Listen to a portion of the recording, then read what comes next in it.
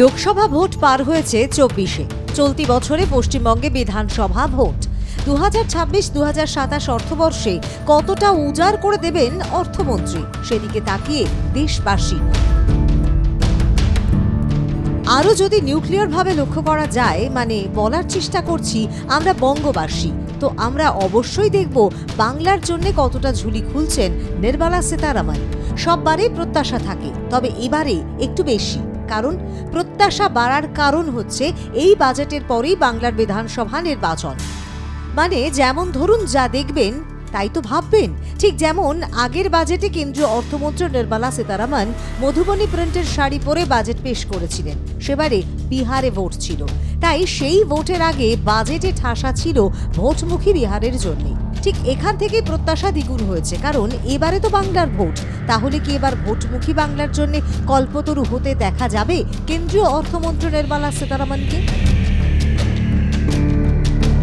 গতবার বিহারের জন্য ছিল ঝুলি ভরা উপহার। তার পাশাপাশি মনে করা হচ্ছে ভোটের আগে কেন্দ্রীয় বাজেট মানেই শুধু হিসেবের খাতা নয়, এটা আসলে রাজনৈতিক বার্তার মঞ্চ।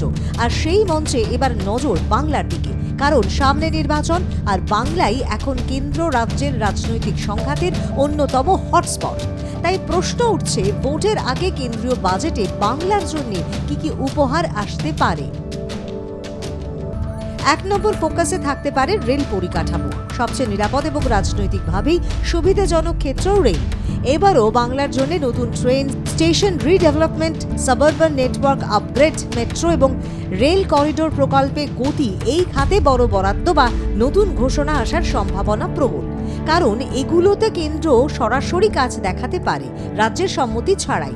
2 নম্বরে যেদিকে ফোকাস থাকে তা হলো শহর বনাম গ্রাম, মানে ডুয়াল স্ট্র্যাটেজি।